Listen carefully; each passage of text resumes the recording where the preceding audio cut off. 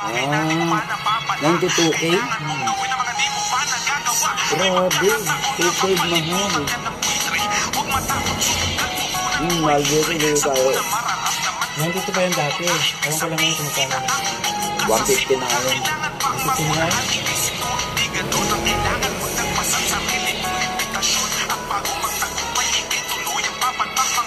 Delicious.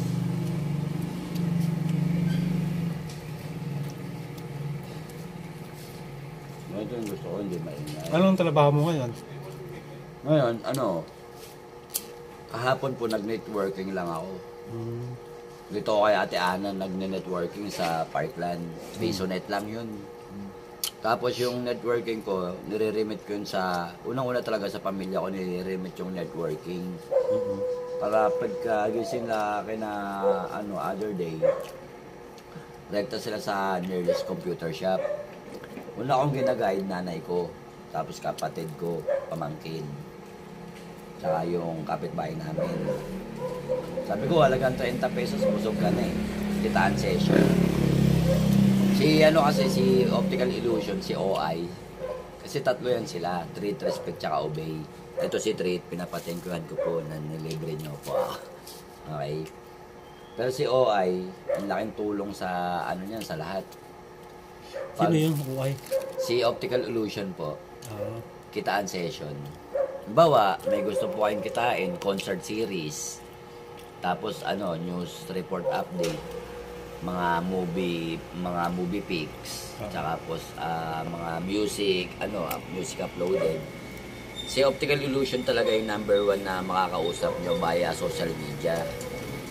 Sumunod, kundi man private sector, pwede rin yung public. Basta importante, makuha nyo yung pangunawa nyo tsaka pang-intindi nyo. Kasi ang laking tulong ng computer sa atin eh. Kasi bakit ganyo? Yung Just Dance 4, yun yung advertisement namin sa computer. Kasi new arrival music yung ini-endorse namin. Ba't nagkaganito siya? Dance Central 3D. Ba't siya nagkaganito? Na-depress. Hindi naman. Yung depression, hindi ko yun inuunawa tsaka hindi ko yun iniintindi. Marami ng taon na sinubo ako ng depression tsaka stress. Pero hindi ako bumitaw. Sumunod, kaya ako nagkaganito dahil sa ang dami kong nalalaman. Kaya yung lahat na nag-upload sa akin, 99 gods, hindi ko kayo binibenta. Ayoko yung benta doon. Basta Confucius God, tapos si Eternity God, Karadiman, tsaka si Buddha Angkay God, si Mother Carmeli God, yung Diyos ng Caramel, God of Caramel Gods. Pag nagulog ako ng 5 pesos sa Picos machine, kinakausap ko na si Mother Carmeli God yun. Nung nagpakita sa akin sa impersonal, grabe, Diyosa ng kagandahan. Super ganda. Pati Sino mas maganda sila ni Ruth? Pinakamaganda si Mother Carmeli God. Sobrang ganda niya. Diyan nagpakita sa Digen Pharmacy si Carmeli. Ba't si Ruth ba? Ako. Sobrang ganda ng mukha. Ako nga. Si Ruth? Hindi. Ang sarap lamugin ng mukha mo.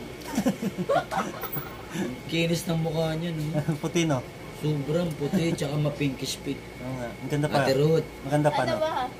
yung nagustuhan ko sa'yo, very good yun. Maingat ka sa pangangatawan. Siyempre. Pangalawa, yes, pleasing personality. Correct ka dyan. Sinayang, check na check yun. Sinayang, no? Oo. Pangalawa, Ma'am Ruth, very good ka mag-accommodate ng customers. Kailangan yun. Fourth reasons why is yung acknowledgement. Matalino ka, Ruth. Mas matalino ka nga, ang galing mo mag-English. Magaling kang mag-English? He was so very good to assist her customer. Yeah. When someone was been trying to buy some product here, from sandwich to burger, they're so very good to, ma'am, this product is so good. When you're going to buy this one, you're going to eat nutritious food. Okay? No, nawala tuloy antok ni It Ruth. was being so happy to feed some burger from to sandwich. Dapat, pag nagtitinda si Ruth, panggabi si Ruth, punta ka dito para may kakwentuhan siya. Alam niyo, Ruth, Ha? dito ako lagi. every Dito pa night. siya lagi. Timingan mo lang siguro pagpunta. Ngayon, first time mo lang po. Ah, Lagi po ako nandito. para hindi siya antukin. Di ba, Ruth? Hindi, ang tawag ko talaga sa'yo, nung nandyan ako, fans club ako ng Haxi. Ang kilala ko talaga dyan si Onyo at si Kuya Royce. Lagi kita napapansin. Baka Lagi crush kita mo si Ruth. napapansin. Di mo ba crush? Nung ano kasi nun, Ruth, ganito yung kwento, Ruth. Nakita nun, Ruth. Oo. Tapos, Tapos lagi ako nasa Haxi every night kasi may event dyan. DC Dance Contest. Tapos nakikita ko to, may sariling silang business na bakery eh. Anong pangalan ni Papa Cuevas mo, Ruth? may sarili ka palang Isa. bakery Ruth eh. Ah, Ruth, may... Bakery. Kung may sarili kang business, ba't ako magtatrabaho dito? Importante para makatulong kay Papa at saka kay Mama. May sarili ka palang business Ruth eh. Ruth, anong pangalan ni Papa mo, Ruth? Nasa dito eh. Kaya ganun. Yung ganito, nasa Bicol. Sumayaw ko na lang. Ayun nga, sumasayaw nga siya. Iba naman pinapanood niya eh. Ano dapat panoorin? Iba na pinapanood niya. Sino Ano ba papanoorin? yan? Tanong ko sa ano yan? Tanong ko sa'yo, ano yan? Sa ano to, sa Malaysia? Sa Malaysia. Ba't mo pinapanood? Sayang, tahimik lang ako. Hindi ako, maingay. Tsaka hindi ako, Ano yung pinapanood niya? Pinakita niya kanina sa akin? Pero, Good yun ah. Oh. Subong kayo sa ano mo, jowa mo. o sige na nga, bad na nga ako. Hindi na nga magpakabal. Yun na. Subong sa jowa mo. Ano ba ang ibig sabihin niya? Hindi ko nga alam eh. Ikaw ba? Ano ba? Sige na, Ikaw nga, hindi mo alam. Pero, Ate Ruth, saan ka nag-aral ng college, Ruth? Hindi, sige na, hindi na atihin. Po? High school graduate. Saan ba? Sa Amparo, dito, sa Capital City. May high school ba dyan? Meron dyan, dalawa yung dyan, eskwelahan, elementary, unang-una sa De La Costa. Tama po ba ako? Diyan nag-graduate yung pamangkin ko. Pangalawa yung high school sa Amparo. Diyan nag-graduate yung choreographer namin, si Kuya Yanyan. Kailan Ano? yan? Kilala ko. Kilala mo? Siyempre. Namin yun, grandmaster namin sa dance group Pinsan namin. yan ng ex ko. That's Tatay good, ng buti. Ah, pinsan. Nung Nakasama niya sa dance group. pinaka-grandfather magaling din pala namin. sumayaw. Paano mo siya nakilala? Sino? Yung ex mo? Ano?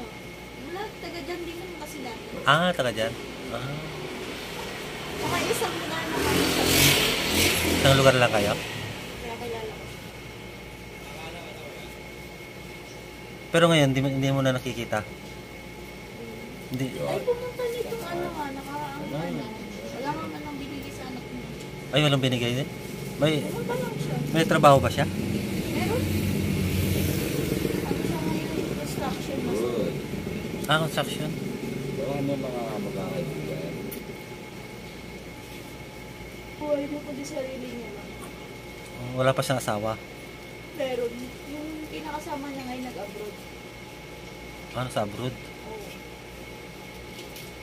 Yung pinalit niya sa akin sa abroad. Kaya hindi ko lang sa akin eh. Pangalan batchmate ko si Arlene Camarin. Asawa yan ni Andy. Kuya Luigi, dating dancer pala to. Opo. Bait yun si Arlene. Ha? Mabait ng babae. Sayo ka nga, Luigi. Oo ba? Sure. Sayo, diyan lang oh, sample lang. Nga. Sample lang. Kasayo si Luigi. Baka mahulog ka, doon ka oh.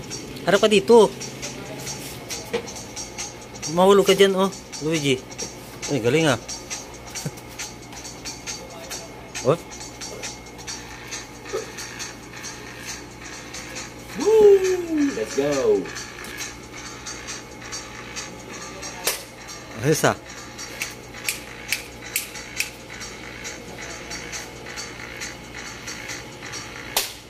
Mga DC meron tayo.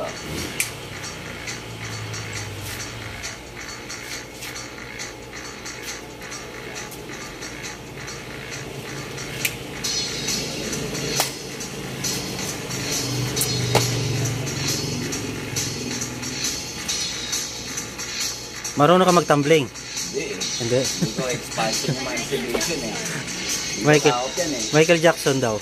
Michael Jackson, idol ko yan. O sige nga, marunong ka sayaw niya? Yung mga sayo niya, hindi ko natutunan. Kasi mga ano kami, mga pang techno, pang credit po kami. Pagragib? Oo. Ah. Mga pang techno lang. Hindi kayo nagtatamli-tumbling. Yung nag-play, may mga ano po kami tricks eh. Ah, meron yung taga-tumbling. Oo, may. Pero ako hindi ako nag-tricks eh. Ah, hindi ikaw, taga-akol lang. May na ako tricks eh. Taga-sayaw lang. Galing palang sumayot si Kuya Luigi eh.